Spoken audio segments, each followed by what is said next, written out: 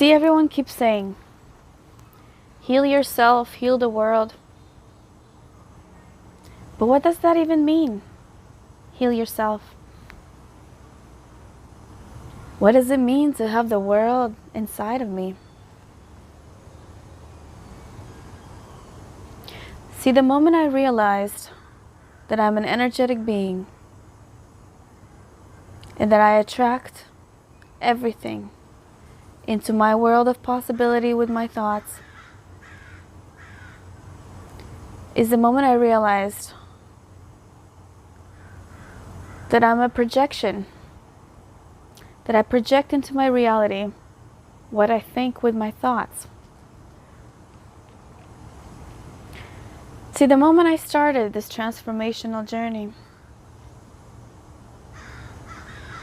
I didn't think it was possible. I was always in my head. I used to get so angry when somebody said something that went against my body. When I was being triggered, I used to get so mad, so pissed off, and I didn't know how to deal with it. I was my own worst enemy. I was seeing red. Lava was literally gushing inside of my brain. And all I wanted to do was lash out. I always just lashed out. Well, fuck you! Well, I hate you too, Mom. Well, Dad, you're stupid. I can't believe you told me that this guy cheated on me and it's my fault. Fuck you, I hate you. I used to slam that door and not talk to people for weeks.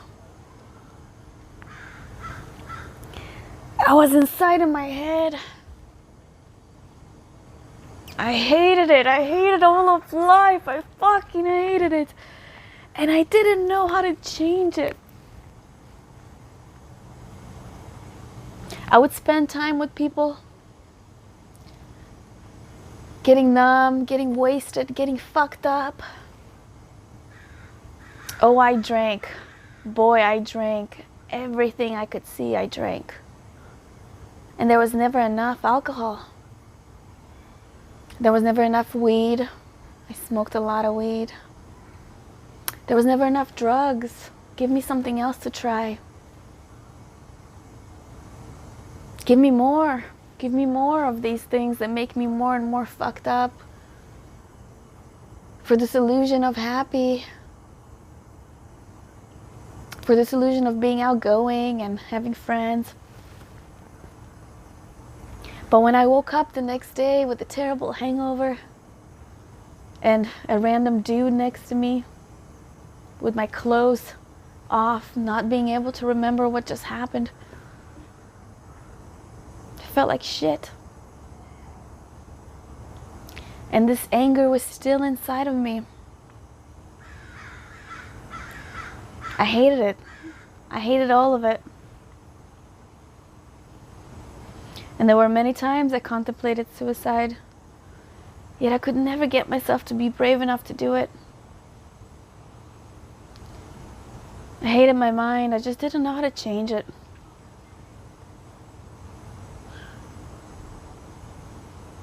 Year after year, for as far back as I could remember, I started at the age of 6 when I was running away from my mom because she was really strict. I hated her. I hated all the pain she put me through because she was trying to make me be the daughter that she wanted me to be. She used her force toward me, and I was a helpless little girl. And I grew up thinking that there was something wrong with me because my mom always told me I wasn't good enough. Because I wasn't able to be the kind of person she wanted me to be, so I kept running away. And at the age of 13, when I discovered alcohol, I started turning to that. And I never wanted to come home, and I always just wanted to party. numbing my pain of not feeling accepted, not feeling loved.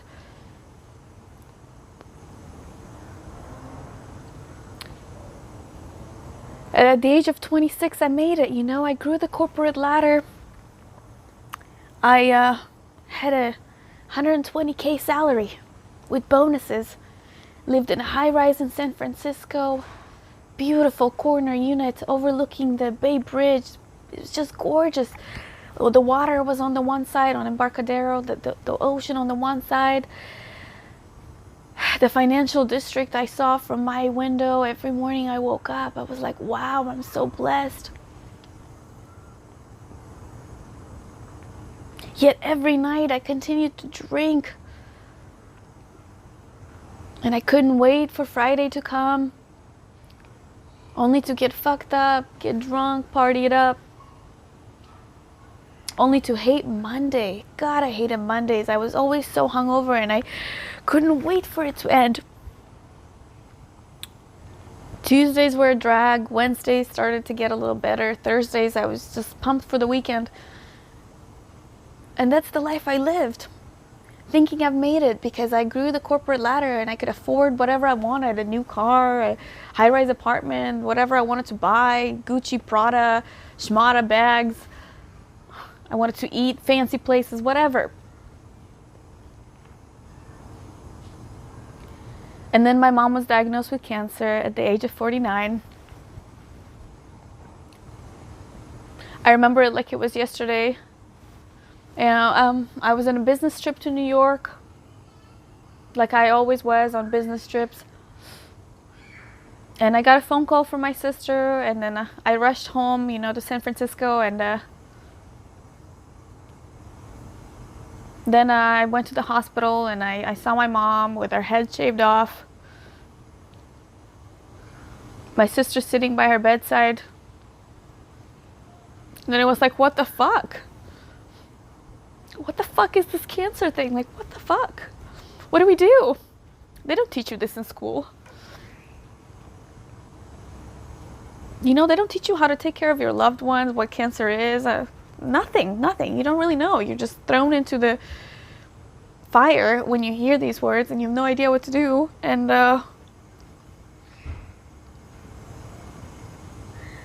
I was going back and forth between San Francisco and home, and obviously I couldn't perform well at work because I was going back and forth and my priorities were not there. I wasn't there at the meetings. I just became a ghost because I was so concerned for my mom because she was in so much pain and I wanted to help her.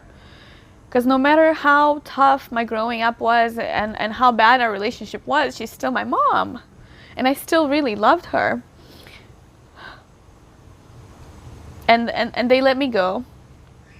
And they gave me a little tiny sovereign package asking me not to sue them because I was let go while my mom was sick, terminally sick.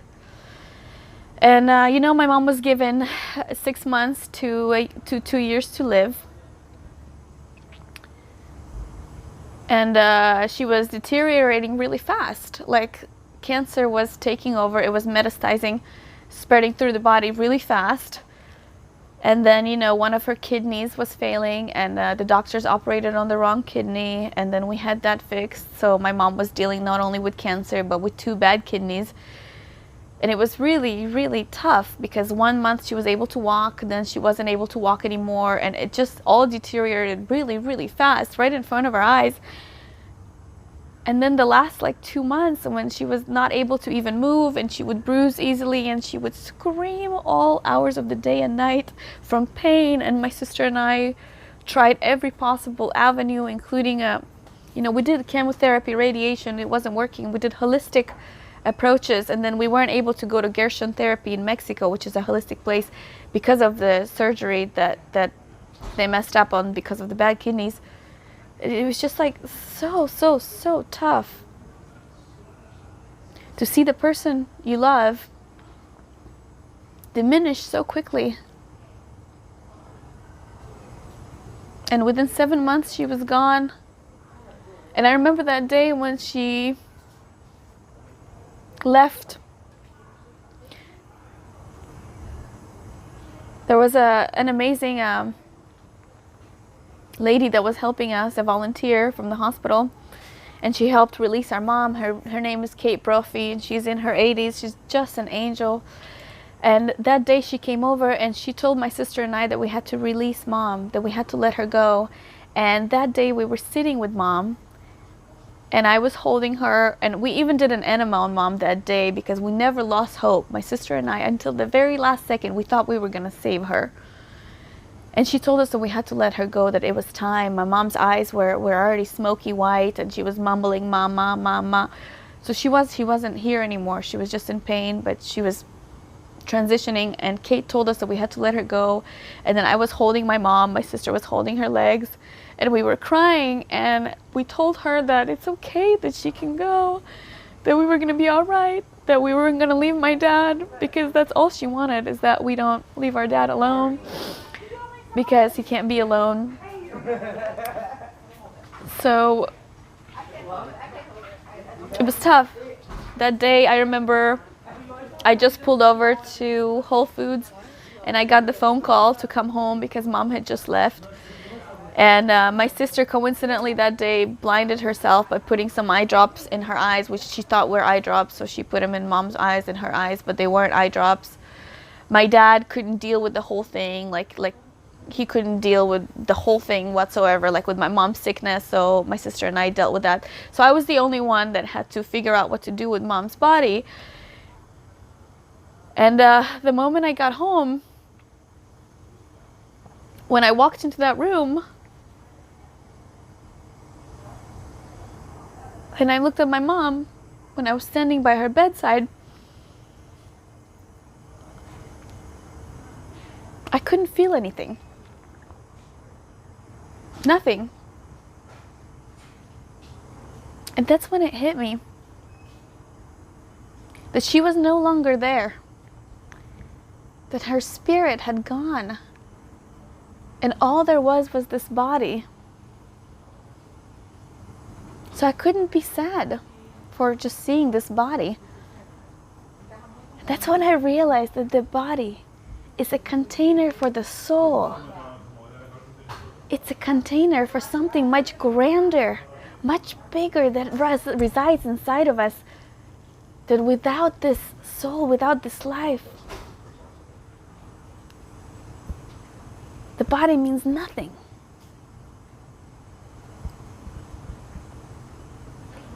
So I closed her eyes.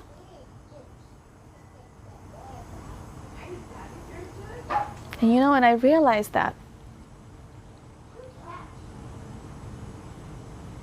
A couple months later, I couldn't go back to the same kind of lifestyle I had, to working in high tech. It just seemed so meaningless.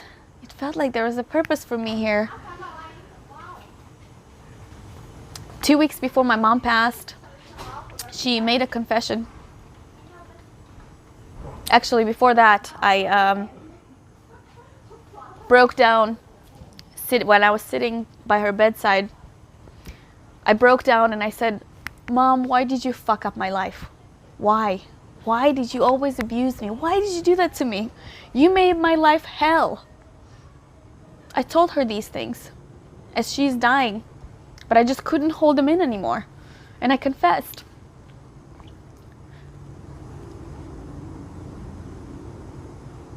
So then she said that her brothers abused her when she was a little girl.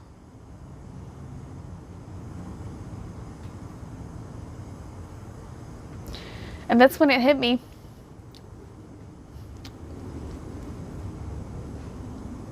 That my mom did the very best she could. That she couldn't stop the karma, the cycle of abuse. So she had projected her pain onto me, with the beatings, with the verbal and physical abuse. Because it started with her, and who knows what happened to her brothers. It's all a cycle, it's cyclical until we put an end to it and we start a brand new life. We're living somebody else's life. And then I began to have compassion for my mom, because I started to understand that she's just a little child and she was just crying for help through me, through everything that she did to me. She just couldn't find a way to heal herself.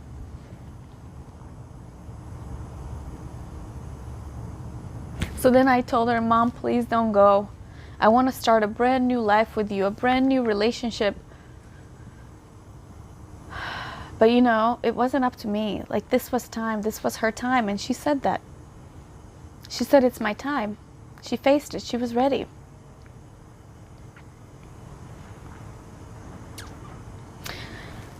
So she passed away, you know, within 7 months after diagnosis. Everything happened really fast.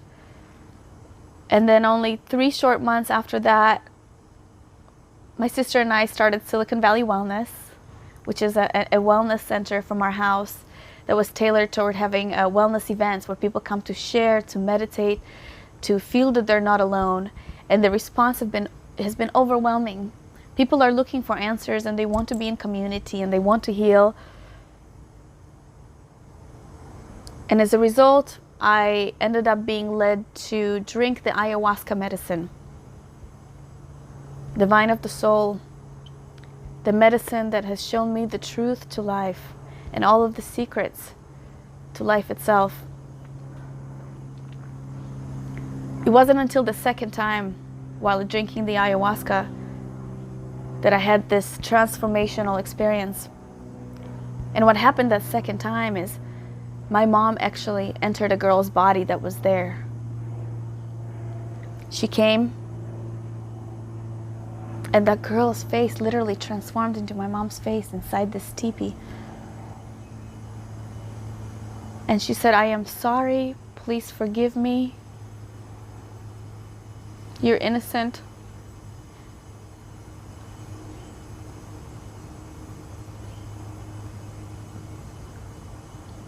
And something happened at that moment when I saw my mom there at that ayahuasca inside of this beautiful teepee in this amazing, amazing place where I go to drink the medicine, where it's legal. I felt like there was a barbed wire that was suffocating my heart my whole life, preventing me from breathing. Like that barbed wire that was suffocating me my whole life has been cut. Like all the hate and animosity I had toward my mom was released into the middle, the fire that was in the middle of the teepee. And then I watched as that hate, that anger had evaporated. That day, I began the journey towards forgiveness, towards forgiving my mom for the pain that she caused me. That day, the speedometer of my car, my old car, actually displayed 111 miles as we were leaving. Now, I was there with my best friend Shay and one of her friends, and we all witnessed this. There's no way that there's so many coincidences. And I describe this in much more detail in my book, The Girl with the Buddha Tattoo, on Amazon. But it was just this reunion with my mother that had started this transformation. And then on the drive back home, my friend Shay told me that I had to do something every day to transform my life, because this is just the beginning. And this is what I describe as integration. So every day I started listening to the Ho'oponopono mantra, which is, I'm sorry, please forgive me, thank you, I love you. This mantra that has the power to literally transform my DNA. And I started listening to this every night in an attempt to heal this relationship, this trauma that I had with my mom. And I started to realize that the heart is like a battery, and it's depleted if we haven't received love. So my battery was completely depleted, because my whole life I didn't receive love the way I wanted to receive it. So then, by doing the Ho'oponopono mantra every single night, I began to heal my battery, heal my heart with love. And it was a matter of time before I could feel love toward my mother. Really, I could feel that I've forgiven her for all the pain, and I've forgiven myself, that I started to live. And you know, while I was going through this transformation, My sister, my amazing sister, took me on a 5.5 months backpacking trip to 7 different countries. And this is when I started to write the book, The Girl with the Buddha Tattoo, because there were more than 30 people that asked me, where do I come up with the inspirational crap that I post on Facebook? And I told them, I don't know. I just feel and see always the positive in things. I feel that everything that happens to us has got a reason and a purpose for being, to make us grow, to make us become a better person as a result. So then after 30 people have asked me to write a book, it was like the universe was banging on my head, and that's when I started. And The Girl with the Buddha Tattoo started to write itself through me. And it's just, the words were pouring like water. I didn't even know what was going on. I'd wake up the next day after I stayed up until whatever time. I just lost all track of time. I tapped into the flow. And it was just so beautiful, everything that was coming out. So writing the book for me was like integrating my ayahuasca journey, my mantras. Then I started to meditate every single day. I started to learn about the power of the breath and how by breathing we can transform ourselves. I began to be more in nature, to connect more to all things. And realizations just started to come through me. And the more I continued to write, I was obsessed with this concept of finishing the book, because I thought that I was here to transform other people's lives through my experience. But yet I still had so much more work to do on myself. And the book was my avenue to continue to write, because I was by myself as I continued to write, and downloads kept coming. And I kept digesting them by writing them. And a year into writing the book, I've had downloads like my mom, all the things that she had done to me, which I thought she had done to me and made myself the victim. She didn't. She was just projecting her own pain onto me, the cycle of abuse, which she never learned how to heal herself. She was unconscious of it. So she loved me the only way she knew how to love. But it wasn't the way that I wanted to be loved. I wanted to be held, accepted, cherished, appreciated just the way that I was. And out of her fear that I would be homeless, or that I wouldn't have enough money, or that I wouldn't survive, because she had a lot of tough times, out of these fears, she was projecting these fears onto me by trying to be so strict. She didn't know that I would be just fine on my own, that all I needed was love and support. She didn't know any of these things, so she did the best that she could. And I started to realize all the things that she did out of love. And I started to transform my story. Out of one of trauma and abuse, which I faced almost every single day for 26 years of my life, my whole life, into a story of love, into a story that my mom actually did all these things because she loved me. And I looked into the past, into every scenario, to see how she did that out of love. I used to hate the way that I looked. I would look in the mirror and I hated my reflection. I wanted to get a plastic surgery because of the way that I looked, because it reminded me of my mom, and I hated her so much.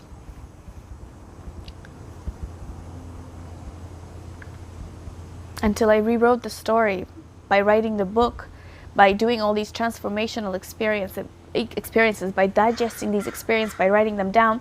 I literally transformed everything about my life. I transformed my life story with her. I began to have forgiveness, not only toward her and her doing the best that she could, but forgiveness toward myself for being so harsh and critical toward myself, for thinking I'm not good enough my whole life. I began to have compassion toward myself. I began to attract more events, and people started to call me to places where I continued my transformational journey, and I continued to write about that. And that's the way I was able to understand it and go deeper.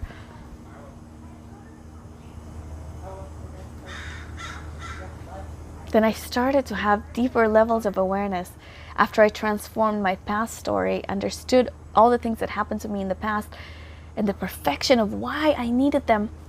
Then I realized that my mom gave me the greatest gift in the world. She loved me so much. She sacrificed herself for me.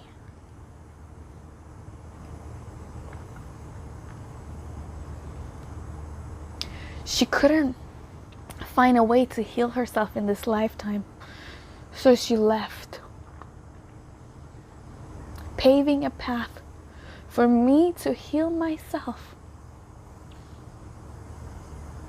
with love, with forgiveness, with compassion, because she couldn't. And God knows if I would have been able to walk down this path of transformation, if she would have still been here. Now that's love. That's a love from a mother to her child. Is to sacrifice her own life for her child to be free. If that's not love, then I don't know what love is. And it took me 2.5 years of writing the book and digesting my transformation experiences to come to that conclusion. And when I did, boy, it hit me. I started to understand that I create my reality with my thoughts.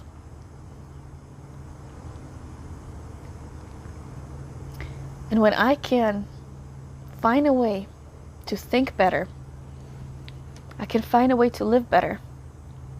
And then I started to understand this world of energy, which I also break down in the book, The Girl with the Buddha Tattoo on Amazon. I started to understand what it is. I started to understand how my thoughts emit vibrations, that I am a magnet to all the things in my life. Because I'm an energetic being, attracting into my world the kind of energy that I am. Essentially, I'm attracted into my world of possibilities, me. So how can I expect different results by doing the same things? So I had to change myself. I had to learn to become the observer of my thoughts. I started observing how every thought creates my reality and what things manifest as a result of my thinking. And then I started to play this game of my thoughts create my reality and analyzing what vibrational scale my thought is at. And I describe this in the book. And then I found ways to feel better and change my thoughts instantly because I became aware of my thoughts. I became aware that my thoughts trigger past events. And that's what runs my life. And to take my power back, I had to stop being reactionary and be actionary. So instead of react, take an act. So when I was being triggered, then I realized in my relationships that it was just me that I needed to work on. So every time I was triggered about something, I would walk away instead of react and take a couple of deep breaths. See where that trigger was happening, and most of the time it was in my stomach where that energy was being all cooped up. Let that energy disperse through my body like an electric shock, let it lose its power. And then I would ask myself, why am I being triggered? Am I taking this personally? And I began to get answers from the body telling me, yeah, you're taking this personally. This person is just doing their best with the hand that they're dealt. They also have a past story, ancestral trauma, etc. And you, why were you triggered, Dasha? Oh, this goes back to childhood, not feeling like I'm good enough. He just hurt me and now I feel like I'm not good enough. But I am good enough. And this is just my past being triggered again. So that's when I realized that now I can come back into a balance. Since my trigger no longer has power over me, the charge has been dispersed through my whole body. And now I can come back into a situation in a balanced way and the outcome is going to be favorable. So then one interaction at a time, I started to see how I can create my reality better. I can create the reality of my choosing if I don't let my automated responses rule me. And that's when I started to play with my thoughts. That when I realized the power of visioning, visualization, vision boards, affirmations, And I, printed a bank account statement, and I changed one of the numbers. My ex-husband actually helped me with that. I changed one of the numbers, and 7 months later, I ended up seeing that in my bank account. So I started to see how I create my own reality with my thoughts and visualizing what I want. And then I marched toward it, not having any fear, knowing who I am. And the world has become a playground. And now I know there's no limits, and I can be and do whatever the fuck I desire. So that's my story. And I'm really, really hoping to make a movie out of it. I would love that. To create a movie out of the book.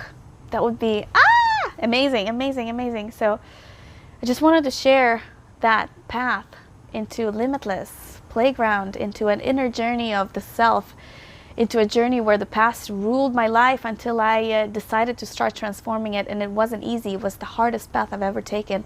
Writing and the holistic approaches and the medicines that I've taken and the deep meditation journeys have been really tough. But if I can do it, anyone can do it. And I inspire you to do so with my story, to take that first step, to drink the cup of ayahuasca, to go into a deep meditation, to go on a hike by yourself, to spend time alone in solitude, to go inside and understand who you really are, because there's a beautiful world inside. And the world outside is just a projection of who we are inside. So if we make ourselves beautiful, our world becomes beautiful. And we can never blame outside circumstances for who we are, because it's not about what happens to us. It's about the person we become as a result of what happens. Hope you enjoyed the story. I'm Dasha Love. Check out my website, check out my book on Amazon, and I'm hoping to make a show or a movie out of this. And if you feel called to help out, that would be amazing. I have a couple coaching packages on the website. If you feel like you want to transform your life and you feel like I could help you, I'm here to help. I guide meditations, I do workshops. I'm here to play.